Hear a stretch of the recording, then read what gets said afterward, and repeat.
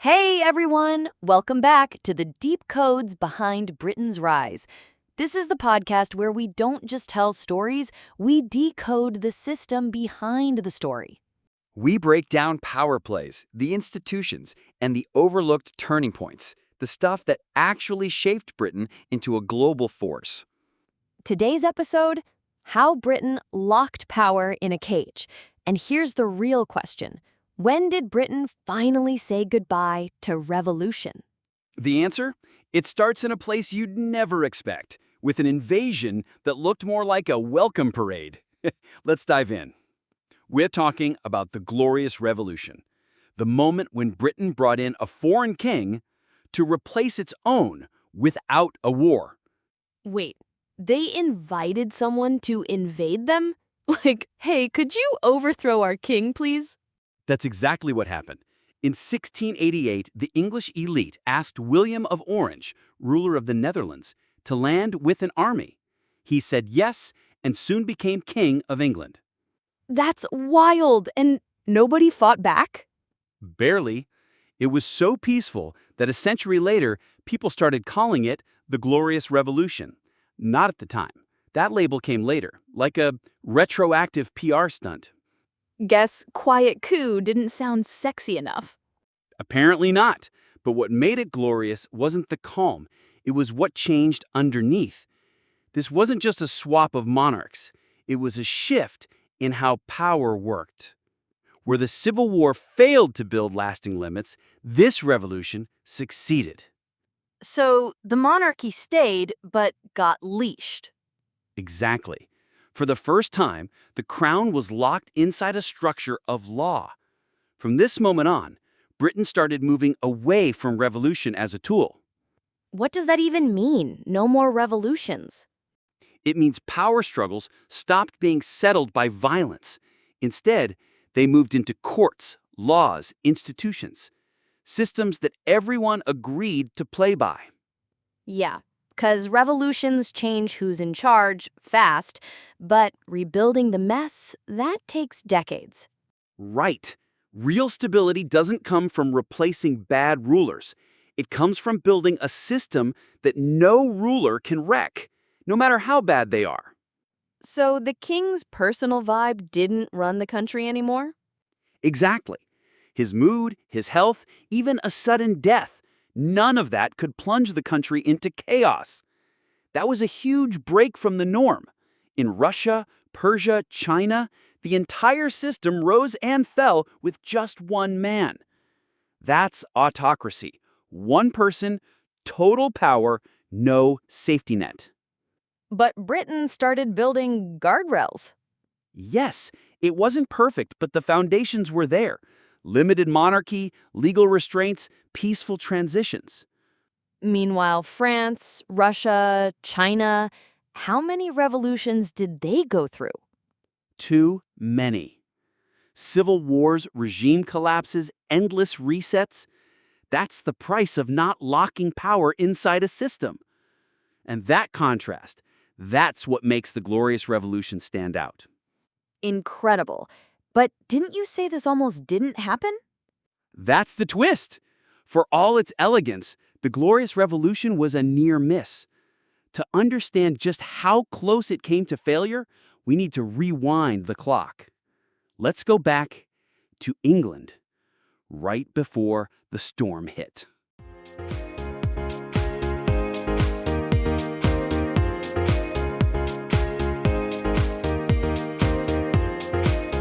Okay, let's go. Let's rewind to 1685. King Charles II dies, and his younger brother, James II, takes the throne. James II. Sounds innocent enough. What's his deal? Was he like a secret party animal or something worse? Oh, Barbara, James II was a walking time bomb for England. He was raised Catholic, even formally converted during his exile on the continent. Boom, danger flags everywhere. Wait. Hold up.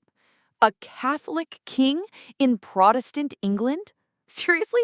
That's like putting a pineapple on a pizza and expecting everyone to be happy. No, wait. It's like crowning a cat king in a dog park. It's not going to end well. A pretty apt upgrade, Barbara.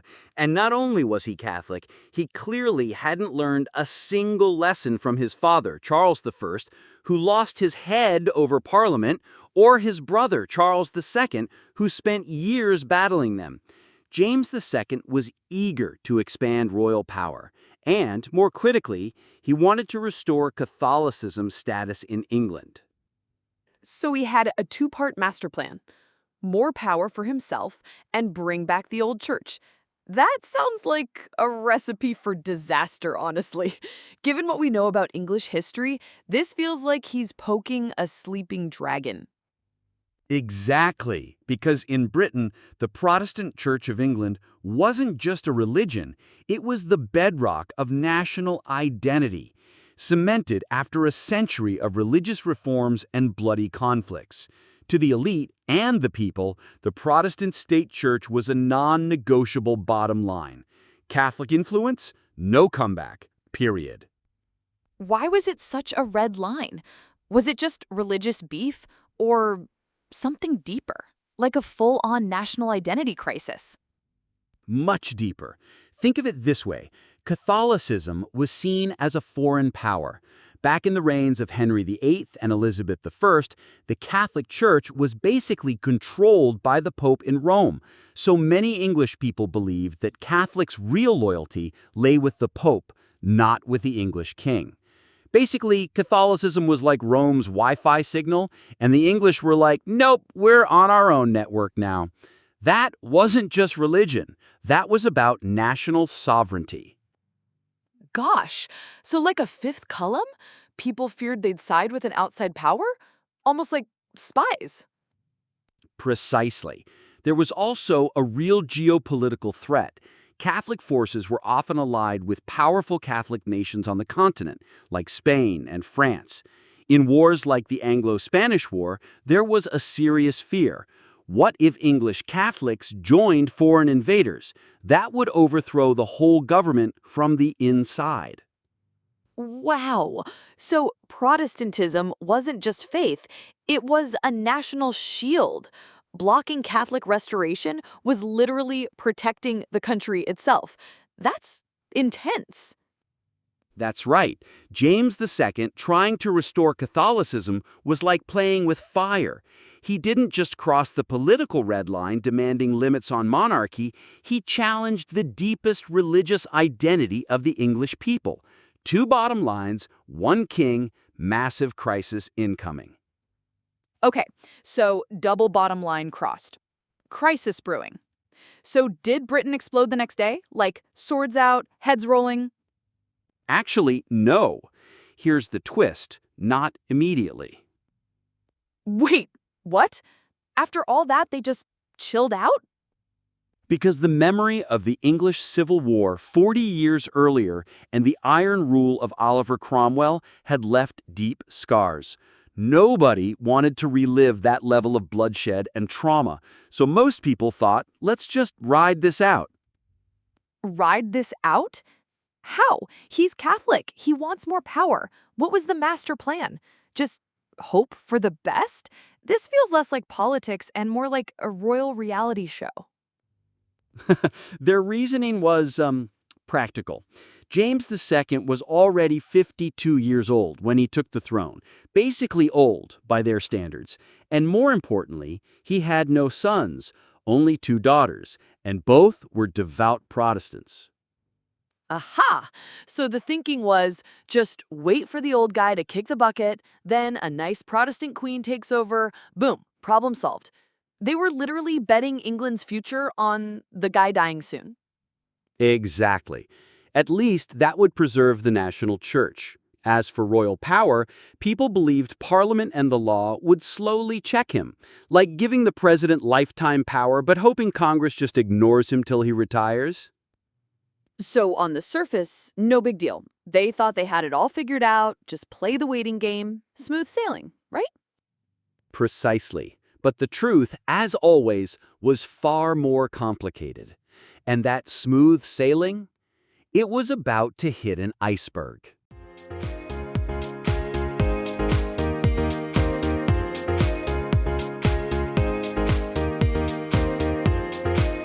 Okay, everyone, thank you for your watching.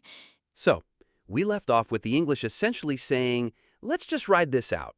They were banking on James II being old, having no sons, and his Protestant daughters eventually taking the throne. A risky gamble, right? Totally, like betting your entire life savings on a horse named Old Man's Last Breath. What could possibly go wrong? Well, Barbara, history loves a good plot twist. And in 1688, two events, almost unbelievably accidental, shattered that fragile balance and kicked off the Glorious Revolution. Ooh, this sounds spicy. What happened? Did he trip down the stairs? Even more dramatic. In 1688, a bombshell dropped in the palace. A royal announcement shook the entire nation. Queen Mary of Modena, James II's wife, gave birth to a baby boy. Wait, what? A boy? You mean the exact thing they weren't counting on? Seriously, you can't make this stuff up. Exactly. What should have been a joyous occasion for the monarchy sent shockwaves through English society. Why? Because it completely demolished their entire political expectation for the future. Because that meant the line of succession changed permanently. No more Protestant daughters. This baby, he'd be raised Catholic. So the whole wait it out plan just went up in smoke. Precisely. This wasn't just some royal family matter. This was the country facing a sharp U-turn. That sweet, innocent-looking boy, he meant a Catholic dynasty forever, a future they absolutely couldn't tolerate. So what do people do? Just throw up their hands and say, well, guess we're stuck now. Not quite. Soon after, a wild rumor started circulating across England. It's a swapped baby. People claimed the boy wasn't even real. He was smuggled into the palace through a hidden passage. Oh, come on. A conspiracy theory? That's straight out of a Netflix special. But hey, I guess when you're desperate. True or false, it didn't even matter. Because here's the point. England's tolerance for a Catholic dynasty had hit rock bottom. That whole just wait it out strategy, gone. Replaced by something new and far more decisive. So no more waiting, time to act. What was the big move? Did they start stockpiling pitchforks? Even more clever. In June 1688, 7 key figures from the aristocracy, military, and church wrote a secret letter, an invitation. To whom? To William of Orange, ruler of the Netherlands. The same William of Orange they ended up making king? This is the actual invitation to invade, isn't it? Bingo! They invited him to bring his army to England and stop James II from passing the throne to a Catholic heir. This letter, later known as the Letter of Seven, didn't just kick off the Glorious Revolution. It marked a pivotal shift.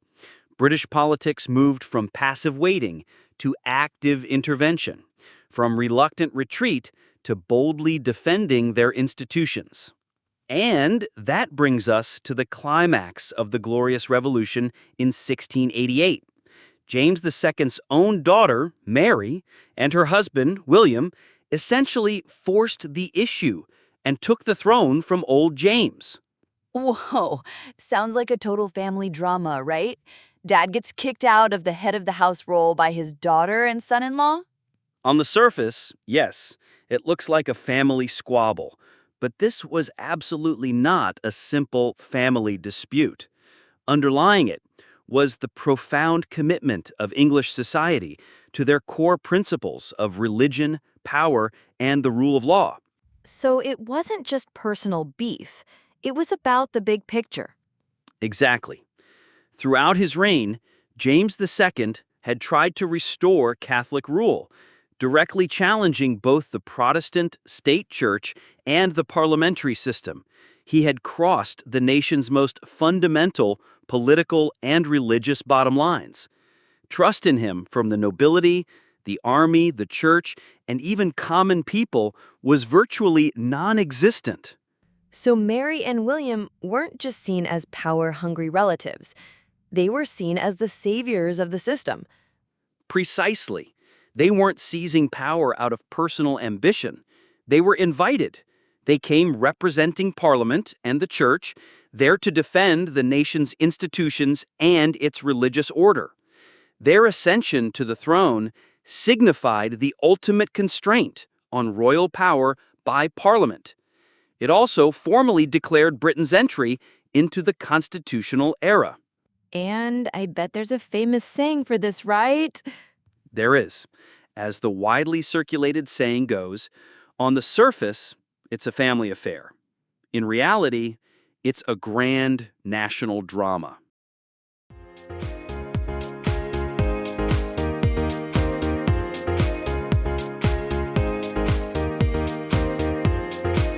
All right, Alex, so we left off with the English basically saying, let's just ride this out, betting on James II being old, having no sons, and his Protestant daughters eventually taking the throne. Risky gamble, right? Well, Barbara, history loves a good plot twist. In 1688, two near-miraculous events shattered that fragile balance and launched the Glorious Revolution. Ooh, this sounds juicy. Did he trip on a royal carpet or something? Even more dramatic. In 1688, a bombshell dropped. Queen Mary of Medina gave birth to a baby boy, shaking the entire nation. Wait, a boy? The one thing they definitely weren't expecting? No way! Exactly. This should have been a celebration, but it shocked the entire nation. Why? Because it blew their political future wide open. No more waiting for Protestant daughters, right? That baby would be raised Catholic, turning their waited-out plan to dust. Right on. That sweet boy meant a permanent Catholic dynasty, an absolute no-go for England. So what did people do? Freak out? Burn down the palace? Not quite. Soon, wild rumors spread. It's a swapped baby. Many believed the boy was secretly smuggled in through a hidden passage, a palace ringer. Classic conspiracy theory, straight out of a Netflix royal drama. True or not, it didn't matter. The point was, English tolerance for a Catholic dynasty hit rock bottom. The wait till he dies plan was tossed. Instead came decisive action. No more waiting. What next? Pitchforks and torches? More strategic. In June 1688, 7 leading figures from the aristocracy, military, and church penned a secret invitation, the famous Letter of Seven, to William of Orange, ruler of the Netherlands. The very same William they made king, so this was the official invite to invade. Exactly. They asked him to bring his army and stop James II from securing a Catholic heir. This letter sparked the Glorious Revolution and marked a key shift from passive waiting to bold defense of institutions. And here's the climax. James II's daughter, Mary, and her husband, William, effectively forced the issue and took the throne. Whoa, a real family showdown. Dad ousted by daughter and son-in-law? On the surface, a family spat, but beneath was England's fierce commitment to religion, power balance, and rule of law. So it wasn't just personal drama, it was about saving the country's soul. Exactly. James II tried to restore Catholicism, defying the Protestant Church and Parliament. Trust in him vanished across nobility, military, church, and common folk. So Mary and William weren't just power-hungry, they were heroes of the system. Right. Invited to defend Parliament and the Church, their reign marked the ultimate parliamentary check on monarchy, officially starting Britain's constitutional era. There must be a famous phrase for this. There is. On the surface, a family affair. In reality, a grand national drama. Segment 4. The General, the Betrayal, and the Bloodless Miracle. All right, Alex, so the waited-out plan went up in smoke, thanks to that surprise baby boy. What else went wrong for James II? Because it sounds like the guy was already drowning. He was. And this is where the glorious part, the almost bloodless miracle comes in. It all turned on one incredibly random, almost accidental turning point. Skeptical. You're saying it was a miracle they didn't end up in a full-blown war? I mean, they literally invited a foreign army to land. That sounds like a recipe for disaster. Exactly. This was England's second revolution, and it began with the elites inviting William of Orange, the Dutch leader, to bring in his troops. Imagine that, foreign military intervention.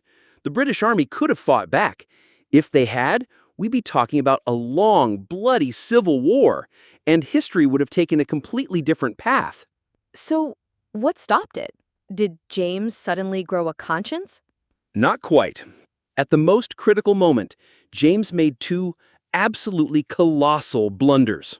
Oh, I love this. What did he do? First, he turned down French military aid. King Louis XIV of France actually offered to help. It was a golden lifeline, and James just tossed it. Wait, he said no to the most powerful king in Europe? That's like refusing a lifeboat during a shipwreck. What on earth was he thinking? And second, he made a disastrous appointment. He gave command of almost all of his army to a nobleman named John Churchill. Yes, that Churchill, ancestor of Winston Churchill. No way. He put that Churchill in charge, and let me guess, it didn't go well. You guessed it, Churchill was already leaning toward the revolutionaries, and he was brilliant at reading the political winds. The moment he saw James losing ground, He bailed?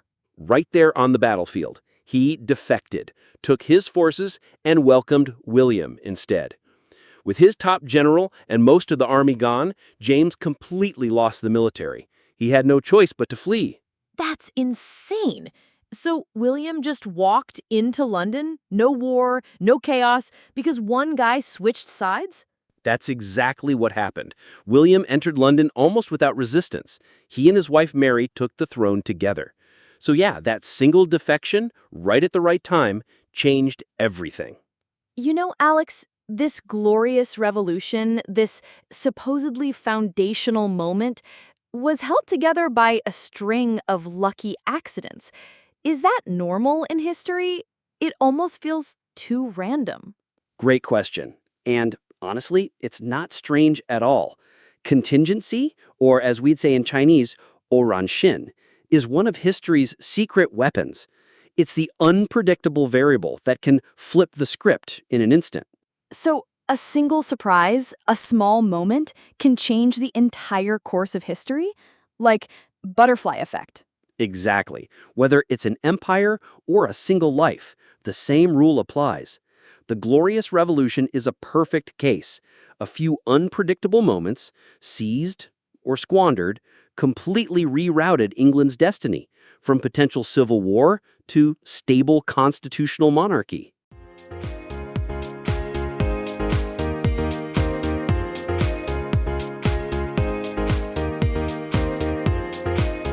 All right, Alex, so we've just heard how a surprise baby and a last-minute defection completely rerouted history. Wild stuff. But what was the actual result of all this drama, beyond just a new king and queen? Excellent question, Barbara. Because the Glorious Revolution's significance goes far beyond a mere change of monarchs. Its true institutional outcome came after William and Mary took the throne, when Britain's political and legal structure underwent a fundamental reconstruction. Okay, so the real revolution wasn't just the coup. It was the paperwork that followed? Spill it. What was the big document? Precisely. The most important achievement was the passing of the Bill of Rights. The Bill of Rights. Sounds super important. Is that like their constitution? It's foundational. This law laid the groundwork for Britain's constitutional monarchy. It firmly established a new political order where the monarch must obey the law and royal power is limited by Parliament. So the king isn't above the law anymore. That's a huge shift. Absolutely. But here's a crucial point I want to emphasize. While the Bill of Rights is incredibly significant, it was essentially a programmatic summary. It wasn't the start of these institutions. Instead, it was a confirmation of centuries of institutional accumulation. Wait, so it wasn't some brand new invention? They just wrote down what had already been brewing, like a greatest hits album of constitutional principles. A perfect analogy. Principles like limiting royal power and safeguarding rights had been gradually forming since the Magna Carta. The Bill of Rights simply enshrined these principles explicitly into law. For instance, the king could not suspend or execute laws without Parliament's consent. So no more king's word is law shenanigans. Parliament gets the final say. Exactly. Taxation power belonged solely to Parliament. No more random royal taxes. That's a win for the people's wallets. Citizens had the right to petition the king. They could actually complain to the boss? That's pretty brave for the time. And the king could not maintain a standing army without Parliament's consent. No more private armies to intimidate Parliament. That's a huge check on power right there. This single document set the direction for hundreds of years of institutional evolution. But what truly brought these principles to life, what made them work in practice, was a series of subsequent, more detailed laws and institutional arrangements that followed. So the Bill of Rights was like the mission statement, but not the actual blueprint. They needed a whole ecosystem of laws to back it up. Precisely. The Bill of Rights was a declaration, not the finish line. For these institutions to truly take root, Britain needed a more complete ecosystem. The bill laid the solid foundation, but the real support came from a series of specific, detailed legal and institutional arrangements that followed. Only then could the system of limiting royal power and safeguarding citizen rights genuinely take hold. Let's look at a few examples. First, the Mutiny Act. It stipulated that any army raised by the king could only be maintained for 6 months. After that period, Parliament would simply stop funding it. Whoa, so basically it stripped the king of his permanent army.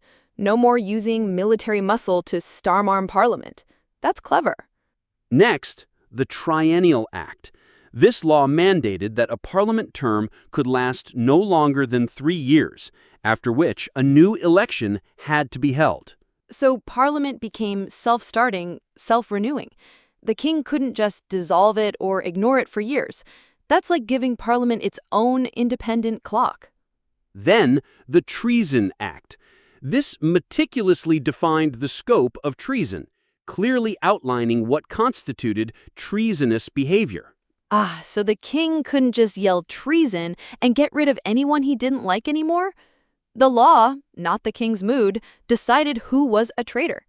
That's a massive protection. And finally, the Act of Settlement. This not only set the order of succession for the throne, but also explicitly required the monarch to swear allegiance to the Church of England, effectively eliminating any possibility of a Catholic king. Even more interestingly, the king couldn't wage war on another country without Parliament's consent, transferring the power to declare war from the king to Parliament. Wait. It gets even wilder. The king couldn't even travel abroad without Parliament's permission? Seriously? That's like putting the monarch on a royal leash. Indeed.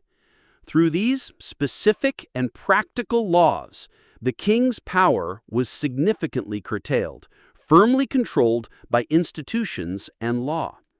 So you see, these concrete laws and systems effectively supported the high-minded principles laid out in the Bill of Rights from every direction. The true essence of Britain's glorious revolution was this systematic institutional reconstruction, with the Bill of Rights at its core.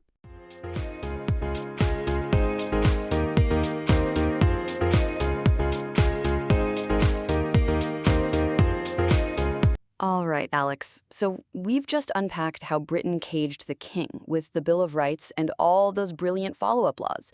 That's a huge win for limited government. But is that the whole story? Or is there another layer to this deep code? Excellent question, Barbara. Because on the surface, yes, the Glorious Revolution tamed the monarch.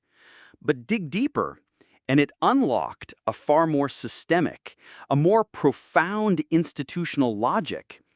The future wouldn't rely on wise rulers to save the nation, nor on overthrowing tyrants. Instead, it would rely on institutions to control all those in power. So it's not just about the king, it's about making sure anyone with power plays by the rules. That's a game changer, because for so long, a nation's fate was always tied to one person's character, right? Precisely. A brilliant king might bring temporary stability, but a foolish successor could plunge the country back into chaos. James II's failure, that was the ultimate bankruptcy of rule by man. Okay, so once you've got the king in a cage, a trickier question pops up. Who supervises Parliament? Because they've got massive power too. Exactly.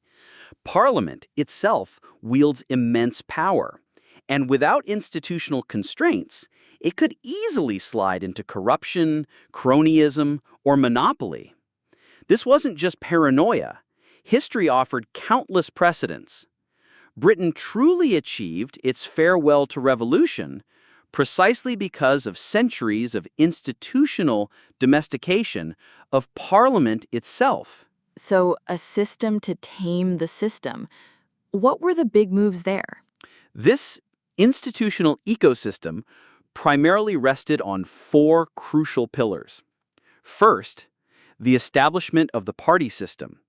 This introduced a mechanism of rotation between majority and opposition parties, preventing power from being monopolized by a few oligarchs.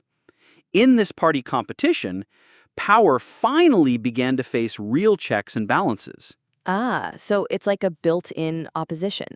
Always someone watching, always someone ready to take over if you mess up. Smart. Second, electoral reform. Starting with the 1832 Reform Act, Britain gradually expanded the voter base and lowered property qualifications. Parliament began to represent a wider range of social classes, no longer just the private instrument of aristocrats and tycoons. So more people got a say. It moved from being an exclusive club to something closer to representing the actual population. That's a slow burn, but a powerful one. Confident. Third, the rise of public opinion and press freedom.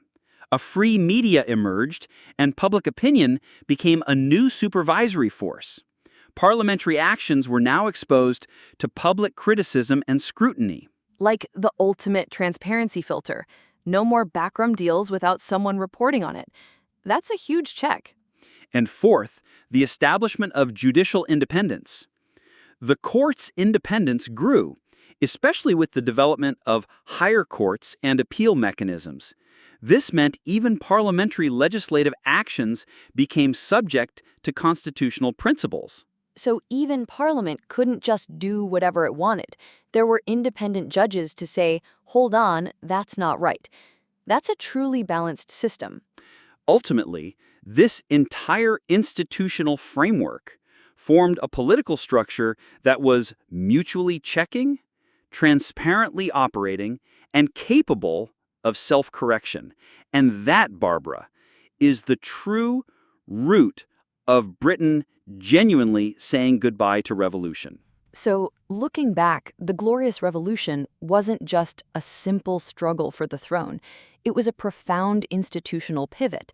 It meant Britain would no longer rely on overthrowing tyrants or waiting for wise rulers. Instead, it would rely on an entire institutional architecture to ensure power operated within established rules. Precisely. This was a deep transcendence of the very logic of revolution. Saying goodbye to revolution doesn't mean that a nation will never face problems again. It means that when problems do arise, the method of solving them is no longer beheadings and civil wars, but legislation, compromise, elections, and oversight.